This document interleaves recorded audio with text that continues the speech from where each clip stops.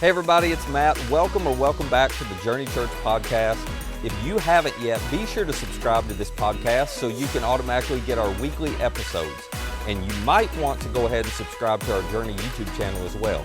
You'll find messages, music, interviews, inspiring stories, and more for you all right there. Now, I hope this episode helps you take your next step in following Jesus. The songs we sing today are great for where we want to go today with this series, because this series is hopefully going to help many of you who are maybe on the fence of trusting God. Maybe just those of you who have faith in God, but you're not sure He's actually with you. Because here's what I know the central question is for us to kind of think about this morning. What is it about uncertainty in our lives that makes us doubt God's love for us? Like, I get it on one end. Like, I understand that. Could I just take a few seconds to walk you through the uncertain times of my life? And listen, I was talking to somebody this week, and I realized, I've had a really, really good life. But I've had moments of uncertainty, and I haven't faced what some of you are facing or have faced, but I have faced uncertainty. One of the biggest times of uncertainty was I was in middle school, and my parents are actually here today, so if I tell this wrong, they'll let me know. But I remember middle school, and all the timeline was kind of jumbled together for me, but I remember my dad had appendix removed, and it turned into an infection, and I remember him not being able to even walk to the bathroom without my mom's help, and I remember thinking, what's going to happen? And there's sort of uncertainty about what's going on, and I remember also at that time needing some new shoes and needing some new basketball shoes, and finances were tight. My mom was like, well, we're getting them anyway. A lot of things were going on in middle school. I had some friends who were not great friends, who did not treat me well. Uncertainty. Right? I didn't know what life was supposed to look like. I was just navigating everything with this kind of question mark of what are you going to do with this? What am I supposed to do with this? I remember going to college and thinking about what is I going to do with a career? And I remember getting to the point where you're going to have to make a decision. You're like, I guess I'll be a teacher, right? I guess. And you don't know. You don't know, is that the right choice? And I'm dating this wonderful girl. And I'm pretty sure she's amazing. And I'm pretty sure I love her, but what if I'm dumb and I don't know, is this the right person? I did marry her. It's good. It's great, right? But you don't know until you get it, jump into it. And then I was like, gosh, we married for a good long while, and we thought we'll start having kids. And guys, 2.5 years and 2 Christmases of not being able to have a child, and doctors looking at us going, we don't know what's wrong. You should be having a child. Well, we're not. And to have to look at the people around us who were, and to go through that uncertainty, God, what are you doing in the middle of this? And then for your friend from college to come back and be like, hey, you want to come help start a church? And why? Right? The uncertainty, why would I do that? We're at a great church. We're with my in-laws. We have a good, all these pieces of uncertainty. And I take that. And so guys, when I ask this question, it's not like I ask this question and be like, you guys, don't you get it? God always loves you. I get it. I understand, because when it's uncertain, we doubt. We're not sure. We just can't see. Is God truly going to love us? Which is why we want to do this series, When the World Breaks. Guys, for the next few weeks before we approach Easter, I just want to help us, and Matt's going to help us wrap this series up, to really think about what does it mean when the world seems to be, and listen, those are just my problems. I don't know what you're carrying or what you have carried. It's for some of you in the room, it could be right now you are facing what a doctor has said you're facing, and you are sitting in the midst of real uncertainty about your medical diagnosis, and you don't know what's next. They don't even have a treatment plan for it yet. You don't even know what it's going to do to your body as you go through that treatment plan. And you're looking at it going, well, God, are you with me? Because the question comes up, and some of you you're working in your jobs, and you're looking at what's going on with the economy, and man, there's no way to make a good judgment call. And you're looking at going, do I move? Do I go? Do I do the thing? Do I even start this next thing? And the uncertainty is pulling, and the darkness, and when the world starts to feel like there's no way out, is when we start to question God's love for us, isn't it? So listen, I don't know what you're carrying, but I know what we're all carrying. We're all carrying this simple little thing that says when things are uncertain, I'm not sure if God is even here. I'm not sure He even cares, and is He ignoring me? But I'll tell you what gives me encouragement, and I want to show you this morning a story that you may not think about as a way to encourage you through these kind of dark times. But the world was so uncertain at this point in history, perhaps maybe the most uncertain point in history of all time. And in this one moment, Jesus does something for his disciples that is absolutely extraordinary, and it gives me so much encouragement when I'm doubting or unsure of God's love for me. And I want to show you this morning, so to catch you up in this moment, and so those of you who are raised in church or been around church long enough, we're going to be talking about this last meal Jesus has with his disciples. And it's really interesting because I want to catch you up to where you are, just in terms of like historical things. Guys, Jesus and his disciples are part of a people group and a culture that for hundreds and hundreds of years, their people waited in slavery. They were in slavery in Egypt.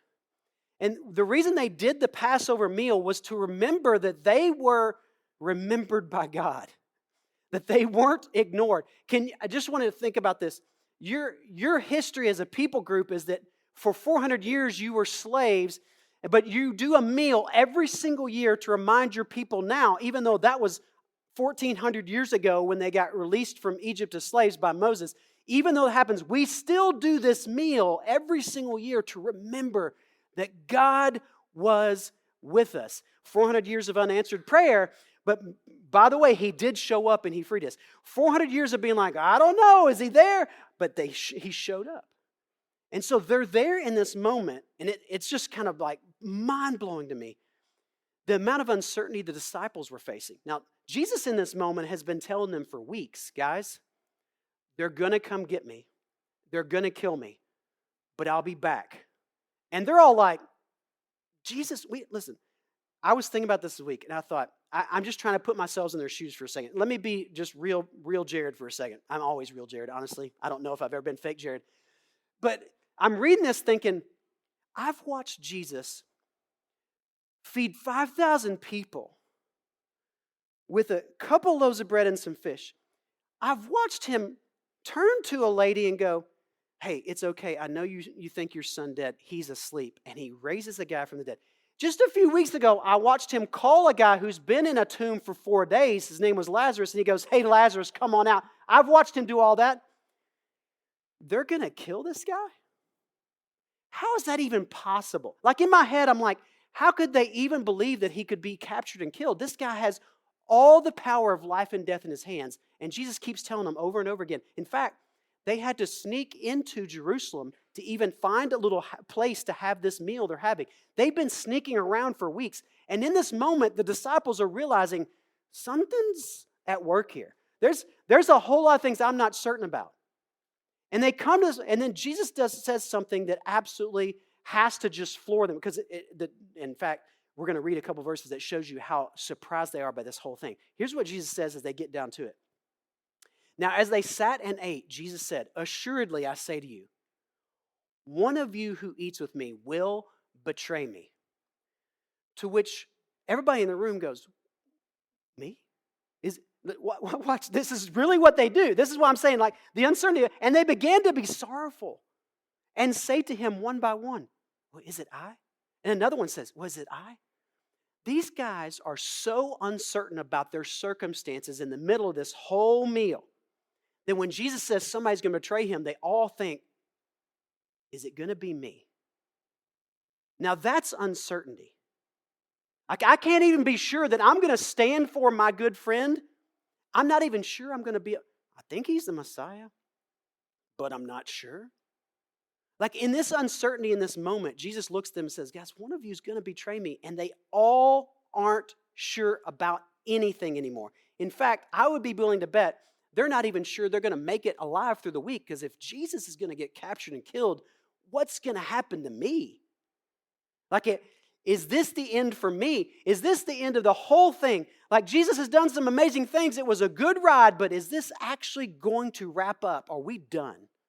Is this over? And when is it going to drop? Let me just ask you guys a question. Have you ever had that moment?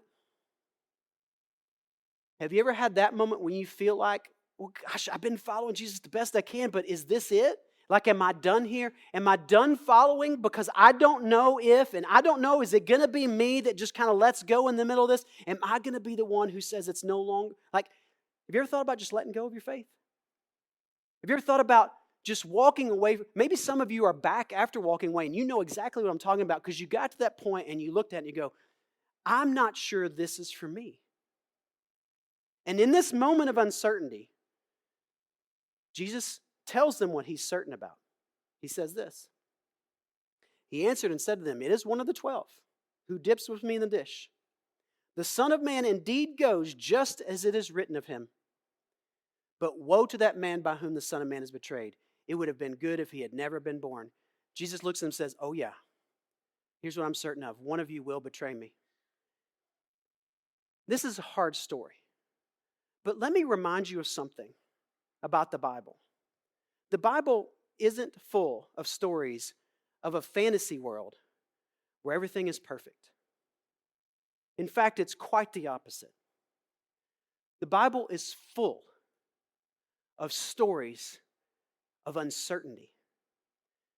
The Bible is full of people who don't know what's going to happen next. You guys just think about some of the stories that we all talk about in church. And if you grew up in church, you've heard all these amazing stories. But just for a second, think about the amount of uncertainty that all these stories carry with them. The story of Joseph, while we celebrate it, think about the story of Joseph back in Genesis. Remember, Joseph and his brothers became the 12 tribes of Israel. Joseph was one of the youngest and second to the youngest. And all of his brothers hated him because he was his dad's favorite. And remember, he was the one that they told his dad, hey, he was killed by a lion in the wilderness. I'm so sorry. But actually what they had done is sold him off to slavery. And Joseph has to deal with the fact he's been separated from his family. He goes off and he's a slave for years and years and years. And listen, we all read the end of the story and goes, yeah, but Joseph became one of the heads of Egypt and he saved his family. I know, but listen, stop and think about the idea that he was completely cut off from all the people he knew. He was by himself, oftentimes in prison for something he did not do. That's uncertainty. When you get to Egypt and you have a guy named Moses, and listen, Moses was born during a time when the Pharaoh said, start killing off all the Jewish boys, because these Jewish people, there's too many of them.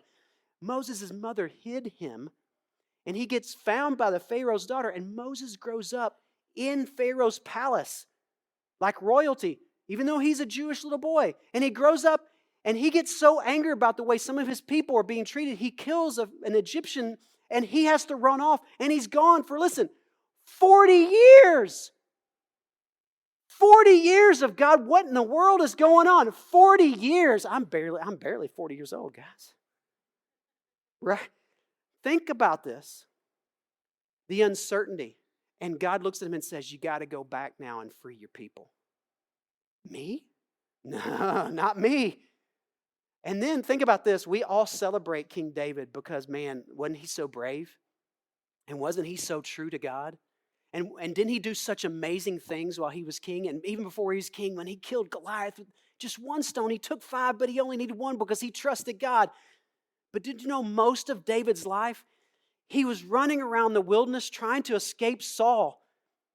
And there were times when he could have killed King Saul and taken over himself, but he looked at God and he said, God, I'm not going to do what you wouldn't have me do. So how much longer am I waiting to be the king that you promised me to be?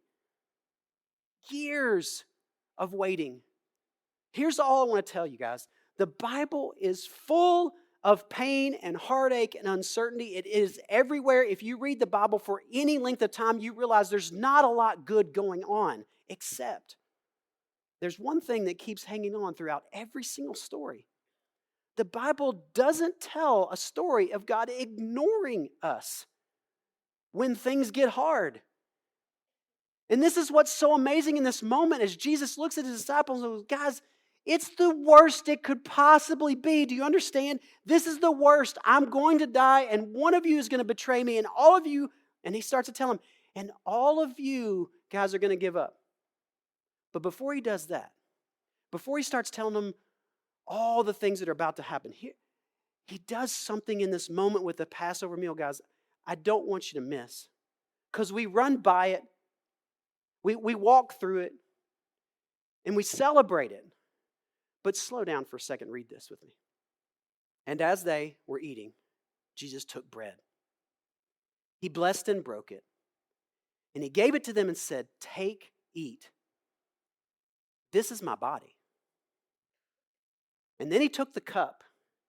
And when he had given thanks, he gave it to them, and they all drank from it. And then he said to them, "This is my blood of the" what? "New covenant, which is shed for many." And then he says this, "Assuredly, I say to you, I will no longer drink of the fruit of the vine until that day when I drink it new in the kingdom of God." He looked at them and said, "Guys, I know it's uncertain. I know it seems dark. One of you is a betrayer. It's going to get bad. It's going to be, but guys, do you know why I'm here?" And this is what I love about this moment. Jesus is so calm about his purpose. He sits in the middle of all this uncertainty and darkness, and we know what he'll eventually pray. He prays to his own Father later about the uncertainty he's feeling. But listen, in this moment with his followers, he sits in uncertainty and darkness, and he looked at them and said, "Guys, it may be dark, but this is the moment your people and our people have been waiting for thousands of years. I know Moses delivered us from slavery from Egypt, but I'm about to deliver you from all sin. I'm going to come do something brand new. You can't see it happening, and you don't even understand, because what I'm talking about, my body, my blood, it hasn't been broken and it hasn't been shed yet. My body and blood right now are here in front of you and look okay, but in just a few hours, it's going to begin, and it's going to be something new." Isn't that powerful to think about? That in this darkness, Jesus looked at what God was already in the works, getting ready to do. And so it says this, "And when they had sung a hymn, they went out to the Mountain of Olives. And then Jesus said to you, all of you will be made to stumble because of me this night."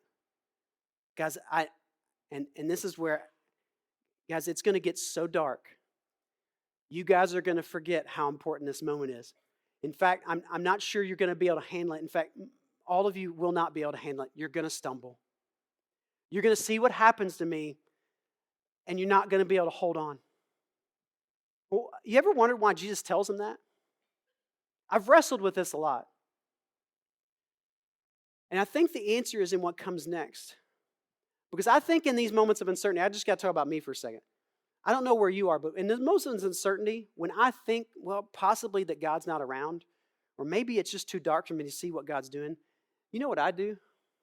I get real, real tough. And by tough, I mean I fake it really good. Right? But I start to think, it must be on me. It must be on me. So I'm going to buck up. I'm going to get it done. I'll show God I got this. I'll prove to Him I'm strong enough to carry whatever He gives me. Bring whatever. I got this. And this is what Peter says. Peter said to him, even if all are made to stumble, yet I will not be. And what do we know Peter did? He stumbled, didn't he? Here's what I think. I think so many of us in times of darkness and uncertainty think we're supposed to carry it all. Shoulder it all. God, I got this. Do you realize that Jesus' death and resurrection means you don't have to? Because is it possible that God is still active in your life when there's no indication of His activity? Is it possible that right now in the midst of whatever you're carrying, whatever seems impossible, whatever seems too big, whatever seems like it's going to destroy you, listen, is it possible that God is already at work doing something new? And the reason you can't see it is because all you think is you look at the darkness and see how dark it is, and you think, well, it's time to do it by myself. And you're missing the opportunity, guys. You're missing the opportunity, because when life is uncertain, God is not. He's not uncertain at all. He knows what's coming. And for you to lean into Him is the smartest thing you can do.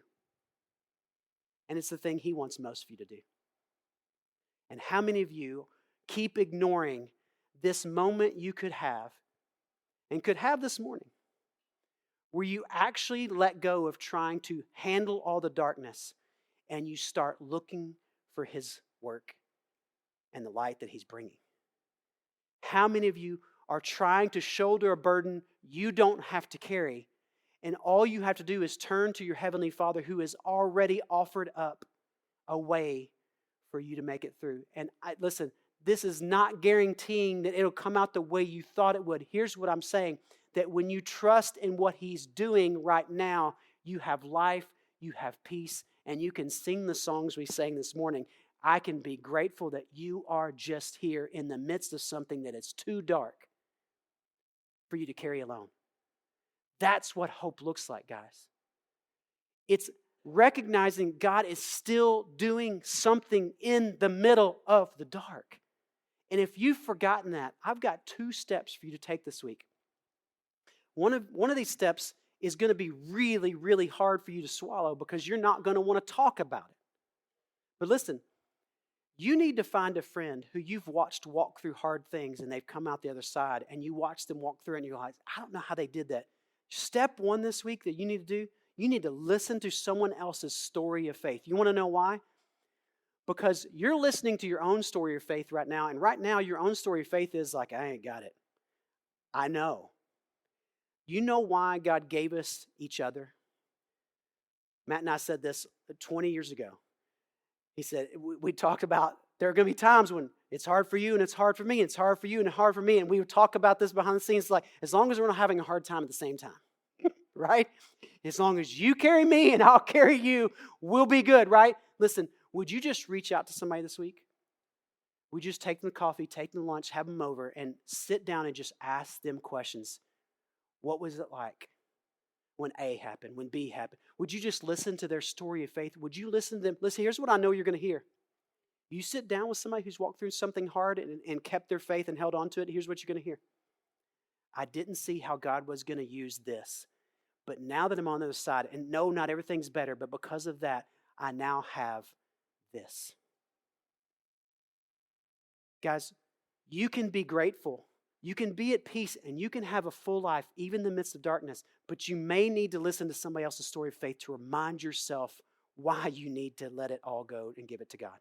And then number 2, for those of you who've walked through this many, many times and now you're in another one, maybe you need to make a list of times that you've been uncertain.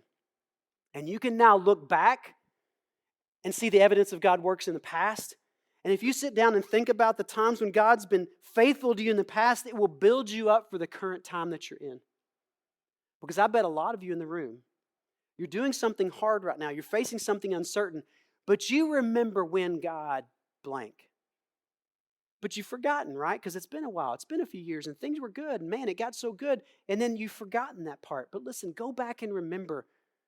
I did this a few weeks ago, actually back beginning of the year. Went back and found some old journals. And there was a time in my life that was not easy. It was difficult. It was hard. It was gross. It was awful. And I was reading through some of the things I wrote. And I was like, I can't even imagine being that dark. I'll read it and I go, that wasn't even me, was it? And I read the things I wrote, but I read the things that also that God was doing in the midst of it. And I remember back what was going on around me and the people God put around me and the people that encouraged me and the people that God gave me to walk through it. And I go, God, you were doing something the whole time. I know you want that experience. And it's available to you. So when your world is breaking, would you just remember that in that darkness, God has already done all the things that you need to do. His body was broken. He died on that cross. He's already solved the problem of what to do about your relationship with God. That's the thing. So now bring all that darkness to God and say, God, I don't even know if you're here. But if you're at work in the dark, I'm going to look for it. And I'm going to trust even now that I can't see what I can't see, I'm going to trust that you're here with me. So God, give me glimpses of your light. And those of you you're not even sure this whole Jesus thing, listen, let me just say this right now. This is why we talk about Jesus, because he is the thing we do and talk about every single way. Why? Because he's the only thing that we can hold on to when things are truly dark. And listen, for those of you without faith in Jesus, I'm not sure what you do to walk through a dark time. And this is why I look at you and plead with you and go, just consider the fact that Jesus' death was real and his resurrection was real. Just consider the fact that if that's true, you need to pay attention to that. Because his life can be your life in the midst of this dark time. And just like Paul's story, and just like some other people sit next to their story, the story is that when Jesus came in, he gave us what we most needed. He gave us the strength and the life to trust in him because he's already done the hard work of carrying the burden of our greatest darkness. So as I close, I want to ask you this week, will you go meet with a friend to encourage you, hear their story, and will you make a list of times when God's been faithful to you to shore up your own faith for whatever darkness you're facing? I want to pray for you. Father in heaven, I know that people in this room are carrying things that I can't even comprehend or understand, and maybe they're being quiet about it and they haven't told anybody the things they're worried about, the uncertainty, the doubt that has crept in. God, this week, would you give them the courage to reach out to a friend, to hear their story, to start the process of just taking that simple step of trusting, God, that you're at work behind the scenes, that when life is uncertain, God, you're not, and that you are at work, you're doing something new. And God, would you impress upon us all as we gather around people who are carrying hard things, when we need to encourage, God, that we will realize that nobody is asked to carry this burden alone, that you've given us all each other. You've given us your presence in our lives to help us carry it. God, would you help us to lean into you when we need you rather than trying to be strong for it? And I pray for somebody in this room who just doesn't trust you yet, doesn't know you yet, is trying to struggle with figuring out what to believe about Jesus. God, would you give them courage to ask questions? Would you give them courage to explore? God, there are no doubts here that are made fun of. God, any doubts, God, we would love to hear them. God, would you help these people to come forward and ask us questions? And I pray that they would make that step of faith, give their life to you, and realize that your light and your life is available to anybody. And it's in your Son's name, Jesus, we pray. Amen. Hey, if you'd like more content like this, subscribe to our YouTube channel and download our Journey app to access all of our recent message content. And our app is the easiest way to share this content with a friend. For more information on our church or to find our app or our YouTube channel, just visit journeycalway.com. That's journeycalway.com. Thanks for listening.